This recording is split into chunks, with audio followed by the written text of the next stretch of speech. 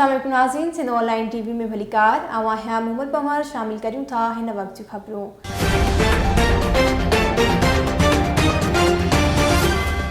नाज़रीन, सिद्दीक सांस Syed agriculture company पारां ठठे परसां ॻोठ गुलाम मोहम्मद जाखरू में टमाटे जे बेहतरीन पैदावार हासिल करण लाइ आबादकारनि खे ज़रिए ॼाण ॾियण लाइ फार्मर मीटिंग ऐं फील्ड डे प्रोग्राम मुनक़द करायो वियो।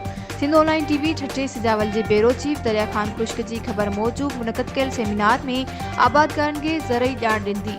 कंपनी जे regional sales manager Akeel Ahmed रहियो एरिया मैनेजर ठठो मोहम्मद शरीफुद्दीन चयो त सुठी पैदावार हासिल करण लाइ आबादकारनि खे सुठनि हाइब्रिड बीजनि जो इंतख़ाब करणु घुर्जे। हुननि चयो त सिद्दीक सन्स कंपनी आबादकारनि जे एतमाद ते पूरो लहंदी मौसम जी मुनासिबत सां बहितरीन हाइब्रिड बीज मुतारिफ़ कराए रही आहे। उन मौक़े ते मौजूद समय आबादकारनि लॻल नवनि वैराइटीज़ जो मुआयनो पिणु कयो। वधीक ख़बरुनि ऐं अपडेट्स जे लाइ ॾिसंदा रहो सिंध ऑनलाइन टीवी।